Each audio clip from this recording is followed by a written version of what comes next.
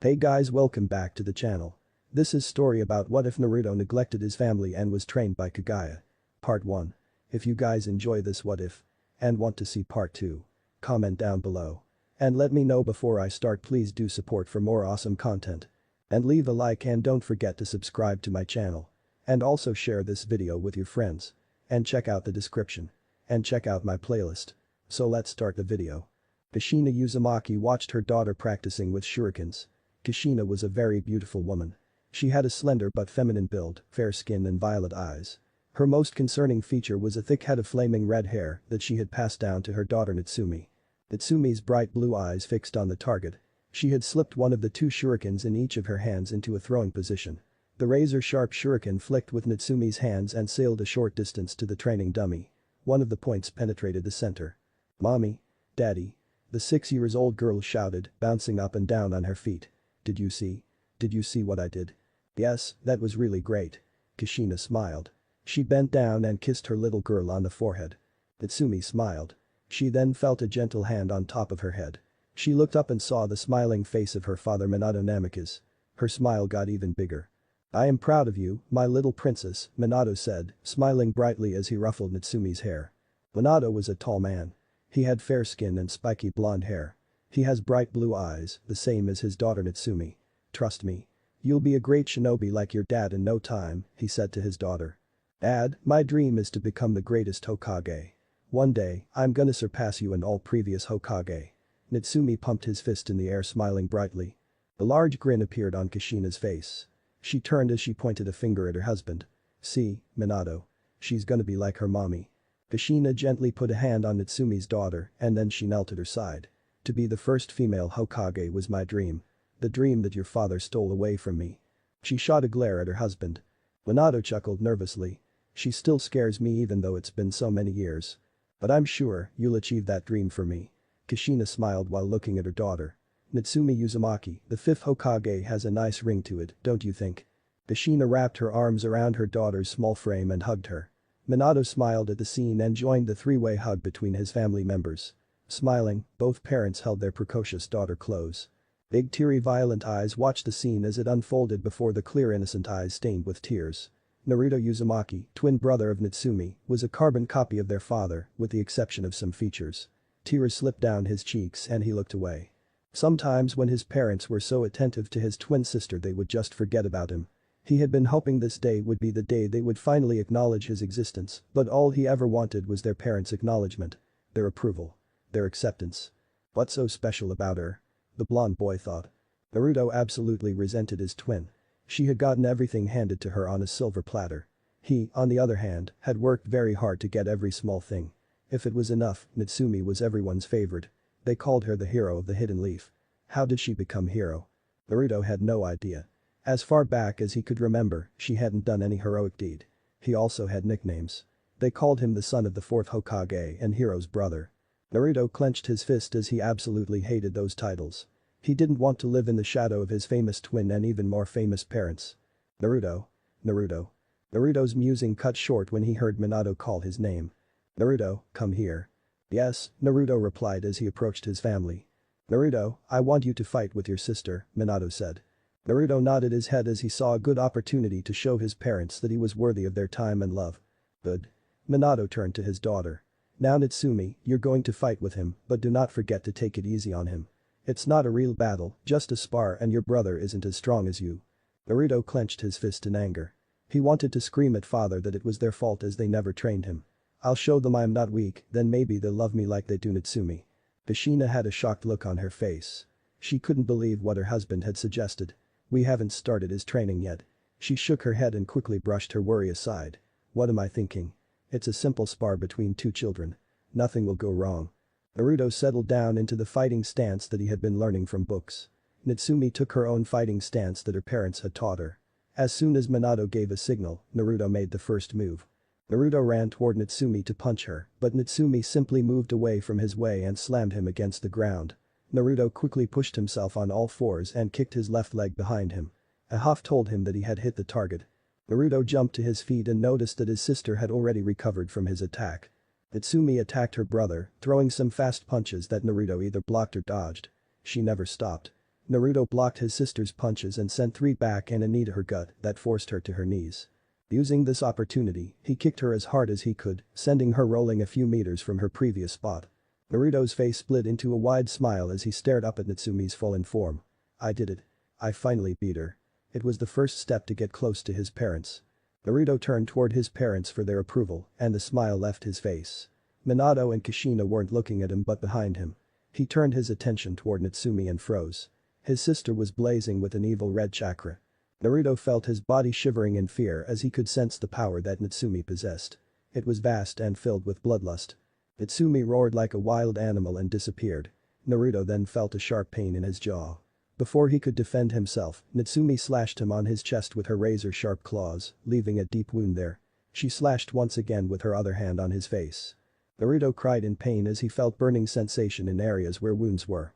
His entire body felt drained. He barely had the strength to defend. However, the fight was far from over. Minato and Kushina didn't realize what their daughter was planning until it was too late to stop. Natsumi had already crossed the distance and was gathering a large amount of corrupted red chakra in her palm. She delivered a palm strike to her brother's head, which sent him flying backwards into a tree. Naruto barely had the strength to keep awake. All he could feel was pain, especially from his chest as he laid on the blood-soaked ground. He was conscious, so he could hear his parents calling his sister's name. He saw some blurry images of his parents disappearing with his unconscious sister. Minato and Kushina had forgotten about him once again. He felt betrayed and that made the pain even worse. At last, I am not special. But I don't want to die. No. Not like this. I don't want to die like nobody, Naruto thought before darkness took over his eyes. Minato and Kushina were in the hospital as they stood in the hallway. The medical ninja team was examining their children. That incident had really shaken them up, as they hadn't expected a simple spar between children would end up in the hospital. The sound of a click caught their attention. The door opened to reveal the head medic Nin. He walked out of the room and closed the door lightly behind him. Lord Hokage. The medic greeted his leader in respect. Are they alright? Minato asked, worried clearly visible on his face. Your daughter is safe. She has a small case of chakra exhaustion. She'll be back to full health in a few hours, the head medic Nin informed. After hearing those words, Minato and Kushina felt a huge weight lifted off their shoulders. Your son on the other hand. The man trailed off with a frown on his face, making both parents concerned about their son. What happened to him? Kushina asked with worry laced in her voice. Her hands were shaking a little. I'm not sure if he'll fully recover from it. The head medic's Nin took a pause before looking at both parents. He has lost so much blood, but that's not a big problem. Our major problem is the Nine Tails chakra. The corrupted chakra has done some serious damage to his important organs, especially his both eyes. They are damaged beyond repair. His body is further shut down and entered a comatose state. I'm afraid there is nothing I can do. Forgive me, he said. The only medic of Lady Tsunade's caliber can do something. I insist you call her. Lady Tsunade has the skill and knowledge to possibly heal your son completely. He left them standing there alone and went to check his other patients. When two snapped out of their daze, they rushed toward their son's room. Tears welled in their eyes when their eyes landed on Naruto. Their son had an oxygen mask on his nose and mouth to assist him in breathing. His entire chest was covered in bandages as well as his left arm, his both eyes, the left side of his face and down his neck slightly. His chest had a few wires attached to monitor his heart rate and his breathing. Bandages that warped around his chest and both eyes were soaked in blood, telling them the seriousness of his injuries. This is my fault. Kushina was openly crying. What kind of mother am I? I took my daughter to the hospital but left my son drowning in his own blood. Minato wasn't feeling much better than she was. He looked down at his feet in shame as he clenched his fist.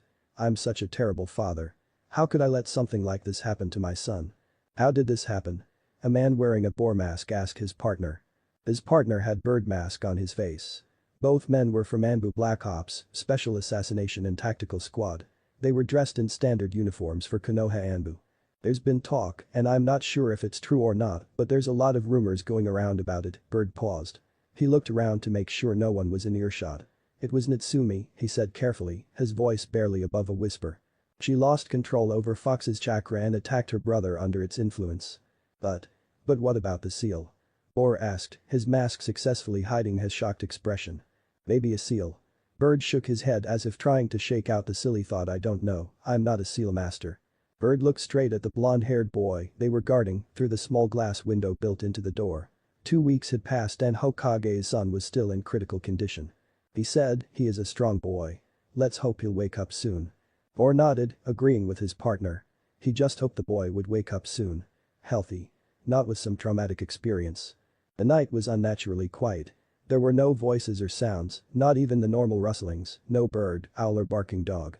It seemed like, by godly, that all night animals were holding their breaths as if they waited for something to happen. The moon had risen higher and was shining in the uncurtained window, illuminating Naruto's hospital room with a silvery light.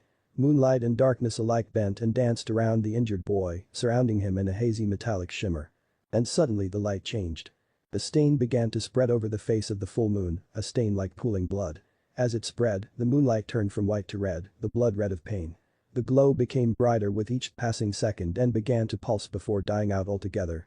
After light came darkness. Dark shadows poured out of the walls.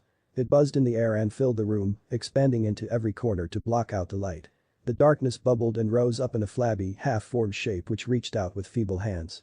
A pair of eyes burst open in the darkness and glowed, crackling energy spewing from their crystal form. Fu and you? The darkness changed its shape again as it twisted like ropes, stretched and wrapped around Naruto's body as a blanket. Swelling darkness seeped into his wound, flowing in his veins, stitching all wounds together.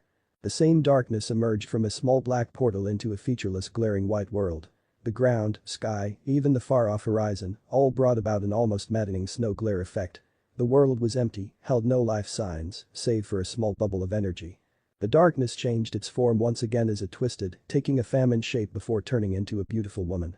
The woman possessed very delicate facial features, like extremely long, sweeping light-colored hair that touched the ground. Her featureless wide eyes narrowed at the bubble as veins appeared near her temples. This chakra. The white space in front of her ripped like a sheet of paper. She stepped into the portal that led her near the bubble. She took a step forward and raised her right hand. When her dark nail touched the bubble, it burst apart and disintegrated to nothing but mere light particles. What? Naruto said. Naruto looked up at the woman with his blood-stained cheeks. She had two horns that came from the sides of her forehead, but he wasn't frightened by that. It was her chakra that frightened him. She was vast. Compared with the vast sea-like chakra of her, the red chakra Natsumi had was nothing but a little pond water. The woman bent down, cupped Naruto's cheeks with her hand. What is your name? She asked, her tone voice quite emotionless. Naruto at first was reluctant to answer her question, but decided to answer it. He didn't want to get her bad side. My name is Naruto Uzumaki, he said. Why are you crying? The woman asked. My parents, Naruto stated in a dejected tone, hiding his anger and sadness in them. They care more about my twin sister than me. To them, I'm nobody. They don't care about whether I live or die. He began to sob and started to tell her everything about his parents, his twin sister, and his parents' favoritism toward her. Even after hearing Naruto's sob story, the woman's face showed no emotion. She looked at the boy with her wide eyes. After a long minute of silence, she spoke again. Tell me, what are you going to do now? I do not know, Naruto answered, as he wrapped his arms around his legs and buried his face in his knees. Maybe, I'll find peace here. I can help you if you want. Naruto jerked his head up at her. Why? He asked. He didn't know why this woman wanted to help him. There was nothing he could give her in return, and on top of that he didn't even know her name. Why do you want to help me? The expression on the woman's face continued to be unchanged. Because I'm your ancestor, she said. Naruto's eyes widened at hearing that she was his ancestor. A ancestor. But how? He asked. From her wide eyes, he could tell that she had Byakugan. I don't mean to be rude, but neither my mother nor my father is related to the Hyuga clan. You're obviously related to them. I'm also Hyuga clan's ancestor and originator of their bloodline. Huh? I don't get it. I'm Kaguya Tsutsuki. I'm the progenitor of the Hyuga, Sanju, Uchiha and Uzumaki clan. I'm the mother of Hagoromo, she said. She then noticed a confused expression on his face. You may know him by his other name, the Sage of the Six Paths. The Sage of the Six Paths. You're the mother of the Sage of the Six Paths. Naruto nearly cried, quickly standing up on his feet. The shock and excitement were clearly visible on his face. The creator of ninjutsu and chakra. He had read about that man. The man was the god of all shinobi. The guy's face changed from emotionless to a face filled with anger and hatred. Boy, he is not a creator of chakra, she said, her voice harsh and cold. He and his brother were thieves of my chakra. Naruto gulped and nodded, as he didn't want to anger her more. She's scary. That foolish boy He gave my chakra to humans. Kaguya said. Her temper was already close to boiling point. The slit on her forehead opened, showing her third eye, scaring Naruto even further. The eye had red sclera and irides, with a ripple pattern spreading over the eyeball and 9 tomo. The chakra belongs to me and mine alone, she finished. Naruto gathered some courage in his voice and asked, but why? Because chakra isn't for humans, Kaguya said, as she looked down at Naruto. Do you know how humans are using my chakra? To fight. To start a war, Naruto said. His tone of voice was too mature for his age. He looked into Kaguya's eyes. To cause destruction. Kaguya's dark lips curved into a smile, showing a positive emotion. Good. You can understand we cannot let this happen to the world. My precious nursery. But what can we do? Naruto said. Entire world has chakra and it will live forever. Then we'll unite chakra in one. We'll take all the chakra back, Kaguya suggested. Will you help me with that? How? Her statement had confused Naruto more. Is it even possible to collect all chakra? I'll tell you about it later. First, answer my question. Will you help me to bring peace in the world? Naruto hesitated, but it was the first time someone had given him attention, not to his sister. He didn't want to disappoint her. She was the first person who had acknowledged his existence. It felt really nice to him. He looked at Kaguya with his newfound determination. I will help you with all my power, he said. But Kaguya said. She placed her hand on his head. Naruto's body glowed for fleeting seconds before dying down. First, let me tell you the history. The history of Utsutsuki clans and chakra. Naruto took a place on the non-existent floor and made himself comfortable to hear Kaguya. Kaguya started, Utsutsuki's greatest skill is their ability to use chakra. Naruto Uzumaki's body was resting on a hospital bed. No one else was in the room, so they weren't able to see black glow that was emitting from his body. The glow died down a few seconds later. Slowly, Naruto's uninjured hand reached up and gently removed the oxygen mask. His nose wrinkled as the strong smell of medicine hit his nose, telling him that he was in the hospital. He disconnected all wires that attached to his body and sat up with his legs dangling over the side of the bed. He reached up and slowly pulled the medical tape, loosening the bandages over his eyes. Light stabbed his eyes, burning, painful. He closed his eyes immediately and slowly opened them again, letting them adapt to the light. Grabbing the edge of the bed, he stood up on his feet, hobbled toward the bathroom, almost falling on his way. Naruto stood in front of the mirror, unsure he really wanted to remove the bandages. He took a deep breath, reached up, and unfastened the end of one of the bandages that wound around his head. Slowly carefully he unwrapped the remaining bandages. When his body was cleared, he saw scars all over his face and body. To his surprise, all scars began to heal rapidly, the skin began to patch itself up. That's new, Naruto muttered silently to himself. His skin was completely smooth and clear. He splashed handfuls of water onto his face. When he looked at his reflection in the mirror, he was briefly shocked. His eyes were no longer violet. He had two different colored eyes, a purple right eye and a blood red left eye. Both eyes had ripple patterns spread over eyeballs with no visible iris. Naruto was already familiar with the name. Rinnegan, he muttered. Naruto looked at his reflection, but it looked like something floated behind it, another face, not his own, deep inside the glass. You don't just have a Rinnegan, you've Rin Sharingan, Kaguya said. Her reflection had formed the corner of the mirror. Your left eye doesn't have any Tomo yet, but you'll receive them after gaining some experience. Mom? Naruto said, looking at Kaguya's reflection. After spending 6 months with Kaguya in an unknown place and knowing more about her, Naruto had started to call her mother. She was a better mother than Kushina. He asked, what happened to my old eyes? Your old eyes? They were damaged beyond repair, so my chakra replaced them with a new one. Thank you, mother. Naruto looked at the reflection of his dual Dojutsu. Even though it was incomplete, he could still feel the great power coming from it. I haven't much chakra left, so listen carefully, my son, Kaguya said. I've sent a message to someone close to me. He is my will, so you can trust him. He'll assist you in your training as well as accomplish our goal. Will I see you again? He asked, afraid she would disappear forever.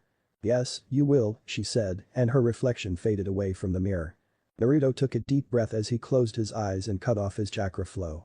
A few seconds later his eyes opened again, showing his normal violet orbs. The Hokage Tower was among the largest edifices in Konoha, containing the chambers for the Hokage, as well as meeting places for the council, abbey, and various other workers, all of whom reported to the Hokage as the final authority over the ninja of the village. The fire daimyo might have been the lord of the land, but the Hokage commanded its troops. The fourth Hokage, Minato Namikaze, sat in his office, signing for the 100th time that day. It had been 6 months since that incident. Those months had been a living nightmare for him and his family as they waited in desperate hope for a breakthrough in Naruto's condition. Minato's eyes landed on the only picture he had of his entire family on it. In it, he was holding his wife while their hands were on one of Natsume's both shoulders. Naruto was off to the side with a sad look on his face. He looked away as that picture reminded him of mistakes he had made with his family. His mistakes had been mostly affecting Naruto more than anyone else in the family, and he was so blind to see it. Minato remembered why he did that. It was all because of the prophecy. Believing his daughter was the child of prophecy, he had chosen Natsumi over Naruto in hopes of ensuring the safety of the world. By doing that he pushed his only son to the side. He felt ashamed for what he had done. Then something unprecedented happened. The glass of the picture frame cracked vertically, separating Naruto from the rest of the family. It was an ominous sign which worried him greatly. "Minato!" A voice called out urgently. Minato turned the head toward the direction the voice came from. There stood the one person he hadn't seen in a while, his sensei Jiraiya. Even after all these years, he could say his teacher hadn't changed much in an appearance-wise. He was still a tall man with waist-length spiky white hair that tied back into a ponytail, with two shoulder-length bangs that framed both sides of his face. He also had red lines that ran down from his eyes and wore a horned forehead protector with the kanji for oil, which denoted his affiliation with Mount Myoboku. "Sensei, what are you doing here?" Minato asked as he watched the man jump in through the window. "Did you find Lady Tsunade?" To find Tsunade, he contacted his sensei. Jiraiya was a spy master and a former teammate of Tsunade, so he was the only person who could possibly find her. Jiraiya shook his head negatively. "I'm really sorry, Minato." Minato slammed his hands on the table and stood up. "Then why are you wasting time here, sensei?" "Naruto." Jiraiya cut in, "Minato, this is important." "What is more important than finding Tsunade? Her godson Naruto needs her." "Minato, just listen," Jiraiya said. He knew his student was upset and worried. The prophecy has changed. Minato felt a pang of pain in his chest. What does it say now?" he asked, not really wanting to find out. "Well. The Uzumaki mansion was a big mansion, not big as Ichihara Hyuga, but still big enough for 4 people. It had a large compound which consisted mostly of large training grounds and gardens. Kushina was sitting down on the couch in the living room.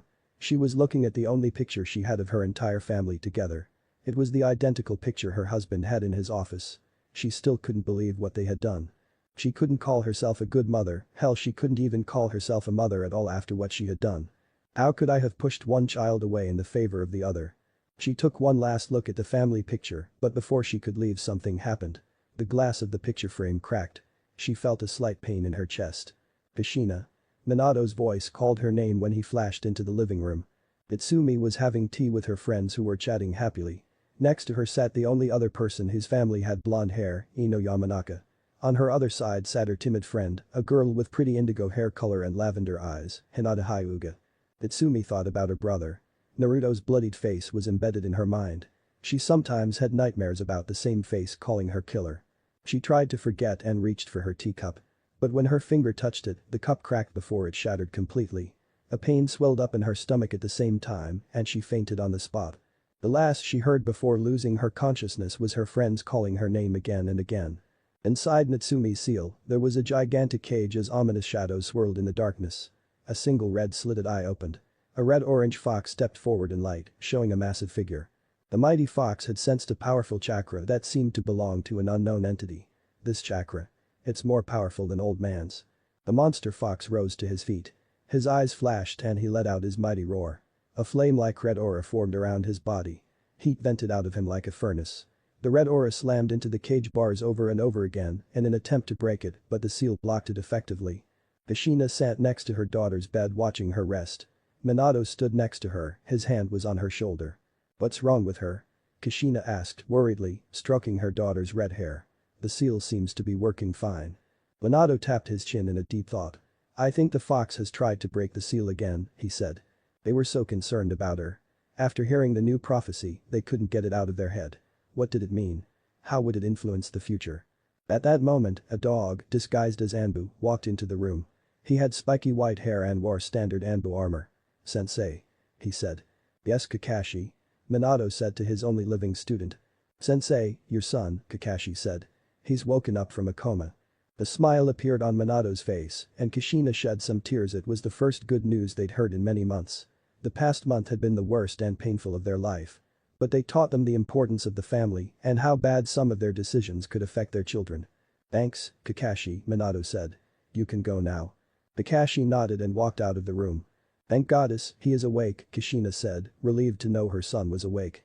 "I hope you'll forgive us," Minato said, as he realized they had something to take care of. They didn't know that they were already too late to ask forgiveness. The seed of revolution had been sown in Naruto's mind by Kaguya and had already sprouted and was just blooming. It would take years to grow and flourish, but once it did, it would crack the very foundation that held the ninja world together. Minato sat behind his desk in the Hokage tower trying to do his paperwork. The keyword was trying. He just placed his pen back down. Sighing in frustration, he sat back in his chair and rubbed his temples. He stared out the window of his office. The past 6 years Minato did not want to think about it. Those years reminded him of his constant failure in everything. However, no matter how hard he tried, he couldn't stop these thoughts of flashing over and over in his mind. So many things had gone wrong during that period of time. The Hyuga affair and Uchiha clan massacre were prime examples of it. Minato felt a pang of guilt in chest thinking about it. Hyuga Hisashi and all those innocent Uchiha clan members had paid a heavy price for his failures. Minato looked down at the photo that he had on his desk. His family photo. He picked it up and traced his fingers lightly over his son's picture. His son constantly reminded him that he failed to fulfill his job as a father. Naruto had become increasingly distant and cold to everyone, even toward his twin sister. As far as Minato remembered, Naruto used to be a sweet and bright child, something he and Kushina had failed to see at that time, but these days, he would hardly see a smile on son's face. His son had become a shadow of his old self. Minato had no one to blame but himself for it. His foolishness had caused his son so much pain in the past. Then there was his next child. Ever since the Nine Tails chakra nearly caused her brother's death, Natsumi had developed a great fear of using Fox's chakra. Fearing for worse, she had refused to tap into the beast's chakra. All the incidents had also created another problem that Minato didn't know how to resolve. Somehow the information about the incident had leaked in public, planting a seed of doubt into the Leaf citizens' mind and causing them to doubt his words of Natsumi being their savior. The Leaf citizens hadn't shown any real open hostility toward his daughter, but Minato had seen a slight change in their behavior toward her. Minato's train of thought is interrupted by a quiet knock on the door. "Come in," he said. Minato saw the former Hokage Hiruzen Sarutobi, who was somewhere around 68 years old, walk in his office. The third Hokage was a light-skinned man of below-average stature with gray hair. Followed closely behind his preceder were his least favorite people. Homura Midokado and Kaharu Udatain. They were around the same age as Hiruzen. Homura was gray-haired, a bearded man with glasses, and had a strong jawline and facial structure. Kaharu had gray hair. Her hair was pulled back in a twin bun locked by a traditional Japanese hairpin with 2 pearls dangling from the side. 2 of them were part of the Leaf's Elder Council. "Hiruzen-sama and honorable elders, what can I do for you?" Minato asked, showing some respect to the former Hokage and his ex-teammates. He gestured for them to take a seat. They gladly accepted his offer. Hiruzen pulled his pipe out of his sleeve and lit it with a quick application of fire chakra. Minato, he put it in his mouth and inhaled it before releasing a cloud of smoke from his mouth. "We are here to discuss the upcoming graduation exam." Adjusting his glasses with his thumb, Homura said, "As you already know, some students in today's graduation exam are special. Most of them are from famous clans. There are also the last Uchiha and your children," Kaharu added. "Your daughter is a Jinchuriki and your son. He is a young prodigy and a natural genius. He's all the qualities to become a genin, but the reason he isn't a genin yet is you, Minato," Homura said, as he gave him a glare, showing he didn't like the decision of his leader. "Your son would have been a great asset to the Konoha military." Minato narrowed eyes at Homura. "He was too young to become a genin at that time, Homura-san," he said in a harsh tone to prove his point. "Do I remind you what happened to our last young prodigy?" Homura flinched at the mention of Uchiha Itachi. Minato had another reason, which was different from what he had told Homura. He still remembered that day over 4 years ago. Minato had flashed into the living room of the Uzumaki mansion using his most famous. "Kushina-chan, are you ready?" Kushina was wearing an expensive-looking kimono, silk green in color with brown stitching at the hem. On her delicate feet was a pair of silk slippers, a few inches high for extra height. "Yes," she muttered. Minato looked at the beautiful face of his wife. He could clearly tell something was bothering her. "What's wrong?" "It's about Naruto." "Oh." He knew his son was a painful topic to his wife. "He hasn't forgiven us yet, Minato-kun." Kushina's eyes looked like his crystal blue eyes. "Don't lose hope. I know he will forgive us, eventually." He put a hand on her shoulder to comfort her. "Where is he now?" "I don't know. I haven't seen him since breakfast." A noise from upstairs caught the couple's attention. Minato saw his daughter walking down the stairs. Natsumi was dressed in a traditional red kimono and pair of silk slippers. She stood ready to go to the festival. "You look beautiful, little princess." "Ready to go to the festival?" Minato asked cheerfully, trying to lighten the mood. Yes dad. I'm ready to take all the prizes that'll get after winning every game. Natsumi walked toward them. She then noticed that her brother wasn't there with her parents. Hey, where is Naruto Nai-chan? She asked, looking around to search for her brother. Before Minato could open his mouth to answer her question, the front door opened and Naruto cautiously walked inside. His clothes were ragged up and had dirt spots on them. Being a leader of the village, Naruto could tell that his son had done some heavy training. Minato smiled. Naruto, get ready. We are going to the festival. Naruto raised his eyebrow. No thanks, he replied in his bored tone, and he began to walk upstairs towards his bedroom. Kushina was very stubborn, she refused to take no for an answer. She ran after her son. Minato followed shortly behind her. Naruto! Kushina shouted. Naruto stopped and turned back to see both his so-called parents. What do you want? He asked. Kushina flinched at the acidity in her son's voice. Why, Naruto? Why don't you want to come with us? We're a family. A family, you say? Naruto laughed. Since when are we family? He replied harshly before he walked into his bedroom and closed the door in front of their faces. Naruto. He hates us. Naruto's unkind words nearly brought tears to Kushina's eyes. Minato pulled her into a hug and consoled her as best as he could. He sighed, he hated to see her like this. Let's go. We've to go to attend the festival, he said. Kushina looked at her husband and asked, why? Because I'm a Hokage, it is my duty to attend public events. Kushina nodded. She didn't like it, but she was going to do this for the sake of her husband and daughter. When they walked downstairs, they saw their daughter crying. Natsumi sobbed. It's my fault. He hates us because of me. She cried harder, bringing her knees to her chest and wrapping her arms around them. No doubt, she had heard everything. Kushina went to her and knelt down beside her daughter. Shoo, she hushed, using a hand to gently rub her upper back. It's not your fault, Natsumi. If it's anyone's fault, it's ours. She wiped off the tears from her face. She looked up at Minato and gave him a nod. Minato went forward and grabbed his wife and daughter's shoulders.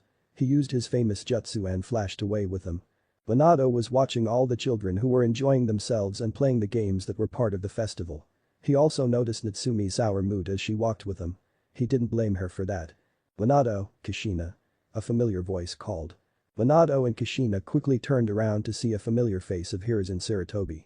Hiruzen-sama, Minato said. Hey, old man. Kushina greeted, causing Minato to sweat drop at her disrespectful behavior. Hiruzen smiled and walked toward them.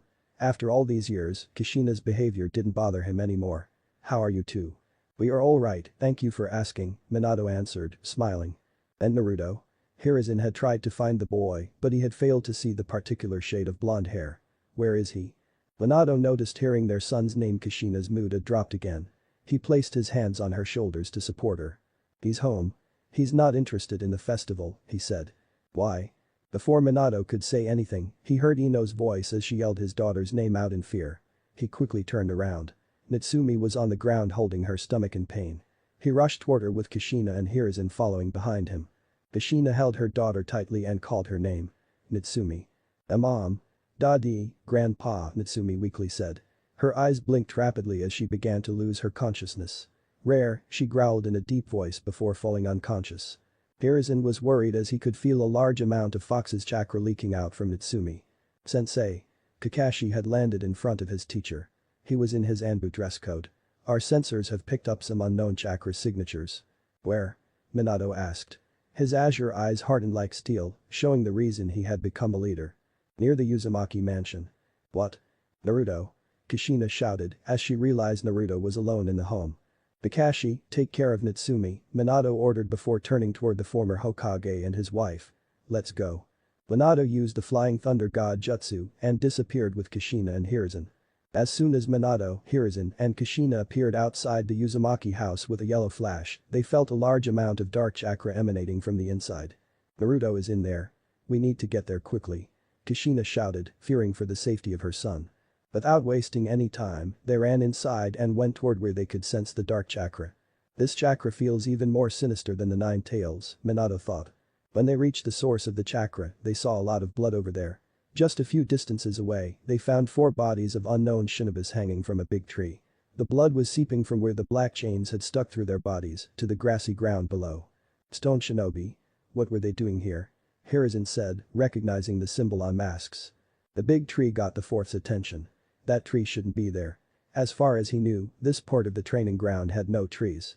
There was only one bloodline capable of growing full-grown trees in one day or in a few minutes. These days, only one person had that bloodline, but that person was out of the village for an important mission. The Hokage's eyes followed the chains back to their source, and his eyes widened. Naruto stood there in the middle of the training grounds alone with the chains of unknown black metal protruding from his back. He yanked back the chains out of the dead bodies, making them disappear. The tree suddenly sprouted two branches covered in fur-like leaves. The branches wrapped around the bodies before they hit the ground. Wood release. He can use wood release, Hiruzen said as his eyes widened in surprise. Those were chakra chains. I didn't know Naruto inherited my special chakra. Did you? Kushina asked her husband.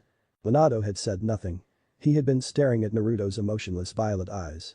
Minato could never forget his son's eyes. Those eyes had held no emotion in them. After that, he had denied Council's all attempts to let Naruto join early in the shinobi program. That incident had also led to questions about Naruto's wood-release bloodline. Thankfully, Hiruzen had come up with a theory. The Uzumaki clan had close ties with the Senju clan. Maybe, because of this Naruto could use the wood release like first Hokage Hashirama Senju. Keeping Naruto's wood release as an S-rank secret, they had released very small details about the stone incident to the public. It had contributed to raise Naruto's popularity among the Lee citizens. Minato, Hiruzen called patiently. Minato shook his head before he turned back to his visitors and asked, "Sorry, did you say something?" Hiruzen's sweat dropped and said, "You are truly Kakashi-sensei." Taharu made a fake cough to catch their attention toward her before saying, "Well anyway, let's talk about team arrangement." Itsumi was sitting in the classroom of Shinobi Academy with her childhood friends. She had gotten her father's blue eyes, but otherwise could have been a mini carbon copy of her mother, same build, same skin tone, same long bright red hair with strands that framed both sides of her face. Her ninja gear also looked similar to her mother's old genin gear. A short-sleeved tan kimono-like blouse with a dark embroidered border, held closed with a black obi, a dark skirt, and stockings that stopped at her thighs and brown sandals. To Natsumi's right side was her childhood friend, Hinata Hyuga, the heiress of the Hyuga clan. She had dark blue hair, fair skin, and customary wide eyes of her clan that had a tinge of lavender. She was wearing a cream-colored hooded jacket with a fire symbol on the upper right and left sleeves and fur around the cuffs and hem, with navy blue pants. Like the rest of her clan, she possessed a renowned Byakugan. She was the shy girl in the Natsumi's little group. To Natsumi's left side was her another childhood friend, Ino Yamanaka from the Yamanaka clan in her fairly revealing purple clothing with small silver hoop earrings. She was a fair-skinned girl of average height with blue eyes. The most noticeable trait in her appearance was her long, blonde hair, which was in a high ponytail with bangs covering the right side of her face. There was Kiba Inyazuka from the Inyazuka clan with his nin dog Akamaru, a tiny puppy with white fur. Like the rest of his clan, Kiba had messy brown hair, sharp black eyes with vertical slit-like pupils, pronounced canine teeth, and nails that can change into claws. He also had the distinct red fang markings of the Inyazuka clan on his cheeks. His attire consisted of dark grayish pants reaching to his calves, and a gray, hooded fur-lined coat over an apparent plate of armor and fishnet undershirt. Next to Kiba was a boy with his head down, sleeping. He was Shikamaru Nara, heir of the Nara clan. He had quite long jet black hair tied in a spiky ponytail, narrow brown eyes. His attire was rather plain, consisting of a green-lined mesh t-shirt under a short-sleeved gray jacket with green edges, adorned on both the sleeves and the back with a circle with a line through it, brown pants, and blue sandals. Next to Shikamaru was a chubby boy who was eating a bag of chips. He was Shikamaru's best friend, Choji Akimichi from the Akimichi clan. He had spiky brown hair, swirl marks on his cheeks, like the rest of his clan. He was quite husky, which was a necessity in his clan to perform their techniques. He was wearing black shorts, a long white scarf, a short-sleeved green haori, over a white shirt with his clan's obligatory kanji for food on it, small, hoop earrings. And his legs and forearms were wrapped in bandages. Right behind them was a fair-skinned boy with dark bushy brown hair. His name was Shino Aburam. He was wearing dark sunglasses and a sea-green jacket with a high, upturned collar. He was a fellow of the Hidden Leaf's Aburam clan, whose members used insects as weapons.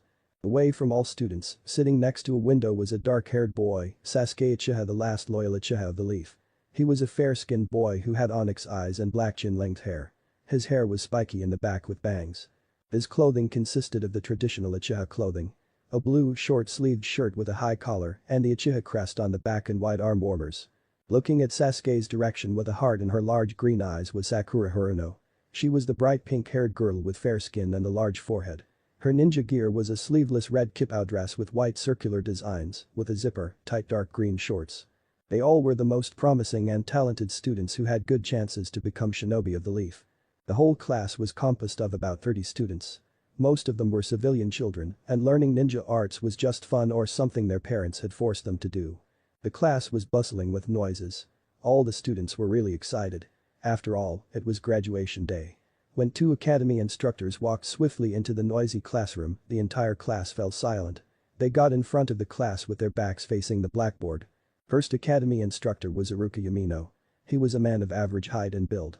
He had brown hair that he kept in a ponytail, dark eyes, and a scar that ran across the bridge of his nose. Next to the instructor was Mizuki Tauji. He had shoulder-length white hair that had a slight hint of blue to it and green eyes.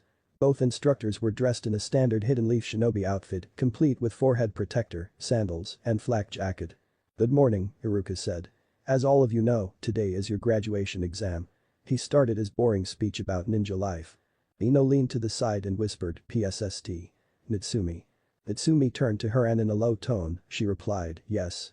Where is Naruto-kun?" Just then, without any warning, the classroom's door flung open, catching everyone's attention there. A boy in a hooded shirt entered the classroom. He was fairly tall for his age, wearing red-black customized armor over a black high-collared shirt and black pants with matching sandals and fingerless gloves. He started to move toward his seat at the back of the class. "Naruto," Iruka shouted, "you can't wear the hood inside the classroom." "Whatever, sensei," Naruto said, and he removed his hood making most of the girls in the class blush. Naruto had the same violet-colored eyes like before, but his spiky blonde hair had gained a silver tint on it. His skin tone had also lightened in the 6 years. Kaguya's chakra had made sure that he didn't look like a clone of his father. Ignoring everyone, he took his seat and crossed his arms with a bored expression on his face. "Naruto Nai-chan." Natsumi looked at her brother. Her face dropped, her eyes sad. Even with all the training she had done with her parents, she couldn't match up against her brother. He was a prodigy, smart and strong. He was a rare genius like their father. She had tried everything to improve her relationship with him, but nothing had worked against her brother's cold behavior. "As you all know, today is the graduation exam. It will take place in the next room. Come in there when you hear your name being called," Iruka said, and he completed his speech. Iruka started the test to find the potential genin. One by one, he called the name. Naruto watched Shino leave the testing room with a headband that had a blue cloth. He watched his students entered and exited either with a headband or none. But most of them are going to fail in the next test, he thought. He had heard about a test that used to weed out non-capable genin. He thought they were cut off when he heard Iruka called his name. Iruka shouted, "Naruto" as he stopped in the middle of pronouncing the name when he felt Naruto's cold stare. "Nah Naruto, it's your turn." Naruto stood up and started to walk toward the exam room. "Good luck, Naruto-kun." "Good luck. Naruto-kun, do your best." As many fangirls gave him their best wishes. "Good luck, Naruto Nai-chan," Natsumi said to her brother who just ignored her as usual. "Why does he always ignore you?" Ino asked. It was one question she always had in her mind. Natsumi sighed. "It's a long story and I don't want to talk about it." She looked at Naruto again as he got into the exam room. A few minutes later, Naruto came out of the exam room wearing his new leaf forehead protector around his left arm. Ignoring all congratulations he was getting from his fangirls, he sat back in his seat. "Natsumi Uzumaki." Iruka shouted. "It's your turn, Natsumi." "Good luck," Ino said, smiling. "Thanks," Natsumi said. She walked towards the exam room and stopped in front of the door. Determined to make her parents proud, she took a deep breath, then cleared her mind. She opened the door and went in. Outside the academy, many parents were seen chatting with each other or their kids. Some of them were happy for their children's success, while others were sad for their children's failure. Minato and Kushina were also there. Both of them were looking at their children. "Dad? Mom?" They heard a familiar voice shouting. Their heads turned towards the direction of the voice and saw their daughter running towards them and getting her way through the crowd. "I did it," Natsumi said. She showed them her forehead protector. "I'm a ninja now. One step closer to being the first female Hokage." "Yes, you did it," Minato said, ruffling her daughter's hair to annoy her. Natsumi slapped his hand away. "Don't do that. I'm not a kid anymore," she said, shooting an annoyed look at her father. "No matter how much you grow up, you'll always be my little princess." Natsumi huffed and folded her arms across her chest in frustration. Kushina smiled. She bent down to her daughter's height and gave her a hug. "We are happy for you." Natsumi smiled. Wrapping her around her mother, she hugged back. Kushina released her daughter from the hug and slowly stood up. The smile never left her face. Her eyes fell upon Naruto. He was calmly walking away from the academy building with his hand in his pocket. He had his forehead protector tied around the upper part of his left arm. "Naruto," she called out. She quickly caught up with him. "I am really happy." "Save your breath," Naruto said in a cold tone, cutting her off, "because I don't care." He continued his way, overlooking the tear that fell from her eyes. "Ashina, someday, he'll forgive us," Minato said, as he stood next to his wife. He pulled her into a one-armed hug, attempting to comfort her. Naruto was standing on the top of Hashirama Senju's head carved into the stone, looking down on the Hidden Leaf Village. The hooded cloak he was wearing over the ninja gear was blowing in the wind. His uniqueness was active. His Rinnegan eye hadn't changed much, but his left eye had evolved. His Rin Sharingan had gained 3 Tomo in the first ring they were spinning rapidly around the pupil. The Hidden Village of Leaves is a beautiful village. Having very bright and warm weather, it's a great place to live for anyone. It's also one of the most powerful villages in existence, responsible for producing many of the greatest ninja in history like Hashirama Senju, Tobirama Senju, Hiruzen Sarutobi. "It's painful for me to admit that Minato Namikaze is also one of them," he said. He crossed his arms as he looked up at the moon shining brightly in the night sky. "But this village also has dark histories. It's also responsible for creating many deadliest missing ninja, don't you think?" "Yes. Madara Uchiha, Orochimaru, Tobi, and Itachi Uchiha were Leaf's ninja before becoming criminals," a voice answered his question. Naruto turned toward a strange mutated creature. The creature had a human-like shape and facial features. White skin, short green hair, a lone yellow eye, as well as unusually rounded teeth. "You're right, White Zetsu, but the last one is the victim of one of the Leaf's darkest secrets," he said. "Aha, yes, Danzo and his rude Anbu." So anyway, Naruto turned around and looked back at the Leaf Village. "Do you have any interesting news for me?" "Yes," Zetsu said in a slightly cheerful tone. "It's about an academy instructor, Mizuki." In the deep forest, Iruka and Mizuki were battling against each other, but as things stood, it seemed Mizuki would be the one to prevail. "Give the scroll back, Mizuki," Iruka shouted. Mizuki only laughed and said, "With this scroll, I will become invincible." Mizuki slashed Iruka's shoulder with a poisoned kunai. The poison was soon to start its effect on Iruka's body. He suddenly began feeling tired and dizzy and fell to the ground. With his blurry eyes, he looked up and saw Mizuki bring a kunai down to him to finish him. "So this is it. This is how I'll die." Iruka closed his eyes and waited for the inevitable. He had a good life, and he was not afraid of death. The sound of kunai clang snapped him out of his own thoughts. He saw a hooded figure block the kunai and push the traitor away. An Anbu? Thank God, Iruka thought. But he was proven wrong. "Naruto," Mizuki said. Iruka looked up at the hooded figure. Even with blurry eyes, he could see there was a familiar silvery blonde hair sticking out from the hood. "Naruto. What are you dining here? You? How dare you try to ruin my plan?" Mizuki shouted. "Whatever," Naruto snorted, putting his hands in pockets. Gritting his teeth, Mizuki dashed toward him with kunai in his hand. "Naruto," Iruka shouted, worried for his student's safety. Naruto stood there doing nothing, only eyeing the traitor lazily. He yawned once more, hands still in his pockets. In the last moment, just as the kunai was about to connect to his chest, he simply sidestepped. He brought his knee up to the surprised Mizuki and slammed him right on his stomach, giving him a heavy blow. Before the man could recover, he brought his leg up and brought it down on his back, making the man kiss the ground. "Is this all you can do?" Naruto said. "Weak." He gave Mizuki a hard kick, sending him skidding across the ground and slamming into a tree. Mizuki glared at the blonde-haired boy angrily.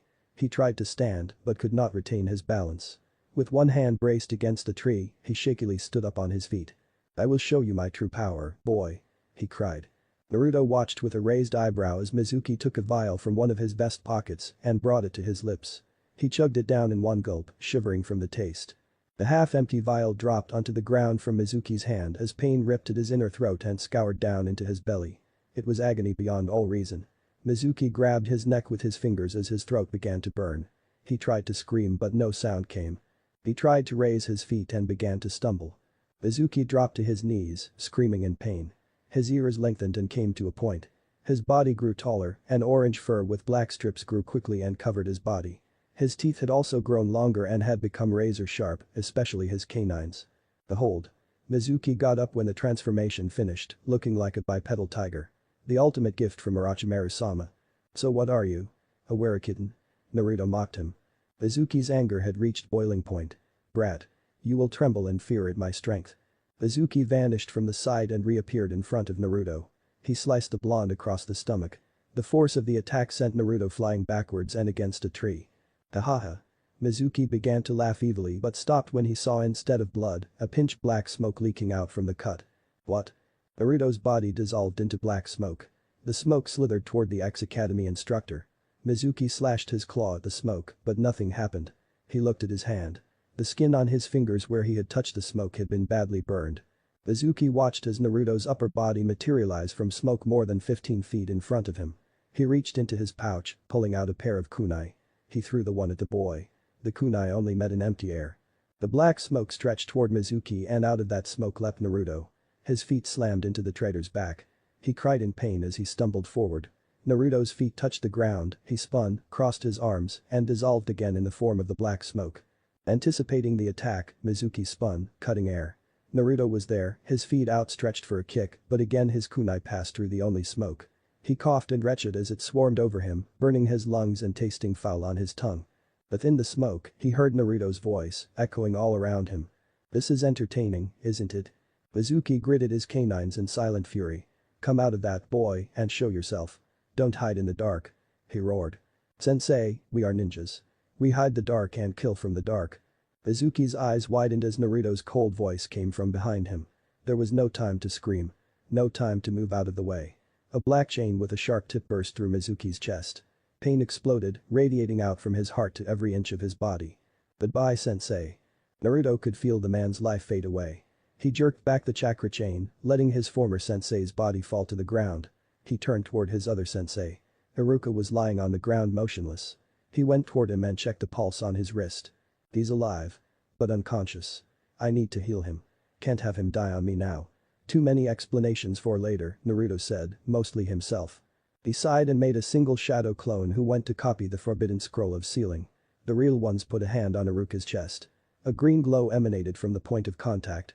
He was using the manifestation of the chakra to diagnose the condition of the academy instructor. Judging from the way he frowned, it wasn't anything good. Two Anbu jumped down to the ground and walked toward Iruka.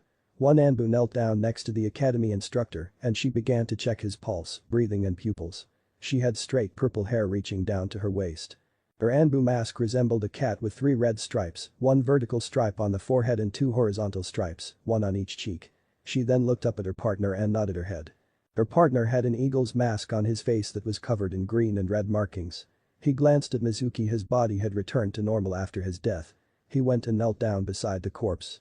He could see something sharp had pierced Mizuki's back between the shoulders and right through to his chest. "He is dead." Eagle stood up. His eyes looked around searching for something. "But where is the scroll of sealing?" "It's here," a voice said from behind him. Unsheathing his sword, Eagle quickly spun around to deal with danger. When he saw the 4th Hokage's son, shoulders sagging, he visibly relaxed and sighed in loud relief. "This boy nearly gave me a heart attack," he thought as he sheathed his sword back. The Eagle didn't want to admit it, but the blonde boy's sudden appearance behind him had caught him off guard. "So, what happened here?" he asked. Naruto handed the forbidden scroll of sealing to the Anbu and said, "That man was working for Orochimaru," he said, pointing his thumb at Mizuki's body. "He stole the forbidden scroll of sealing and tried to kill a fellow leaf ninja. In our fight, he drank something from this, he threw the vial at Eagle, and turned himself into some kind of bipedal tiger monster." The Eagle studied Naruto, searching for any lie in his statement. He looked into the vial. "A small amount of liquid is still left in it." He looked at the boy again. "Very well," he said, pocketing it for further investigation. "Good job." "Did you heal Iruka?" Kat asked as she walked toward them. The black smoke began oozing off of Naruto's body. "Yes, I did," he said, looking at her. "You did a good job healing him." "Thank you. But he still needs medical attention." "I am not a healer, so I am very limited in healing techniques," Naruto said. He was slowly dissolving into the pitch black smoke. "Goodbye." He then puffed out of existence. "That boy reminds me of Itachi Uchiha," Eagle said. "He's emotionless and a genius just like him." Pat nodded. "Let's hope he doesn't snap out like Itachi and kill his own family." As a high-ranking Anbu officer, she knew most things that were happening within the village. She knew about the strained relationship between Hokage's family and their son. The boy hated his own family. She couldn't blame the boy. She would have done the same thing if her family had been responsible for sending her 6 months in the coma. Thanks for listening. I do hope you enjoy it. If you want the next part of this video, turn on that bell notification. Like, subscribe and comment down below. And also check out the others videos I have created and enjoyed it. See you guys next video.